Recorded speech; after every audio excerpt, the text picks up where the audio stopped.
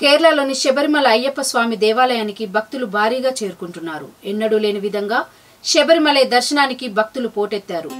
రద్దీ ఎక్కువగా ఉండడంతో దర్శనానికి దాదాపు 14 గంటల సమయం పడుతుందని, నీలకల్ నుంచి పంబాకు చేరుకోవడానికి దాదాపు 6 గంటల సమయం పడుతుందని దర్శనానికి విచ్చేసిన భక్తులు తెలియజేశారు.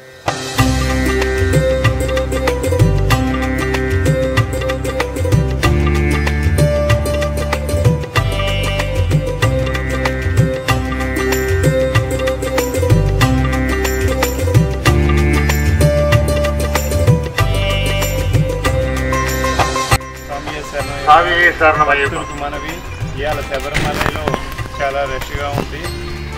మినిమం 14 గంటలు సమయం పడుతుంది దర్శనానికి. దయచేసి భక్తులందరూ కూడా జాగ్రత్తగా శబరిమల దర్శనం చేసుకోగలరని మనవి. స్వామి శరణం, స్వామి శరణం అయ్యప్ప.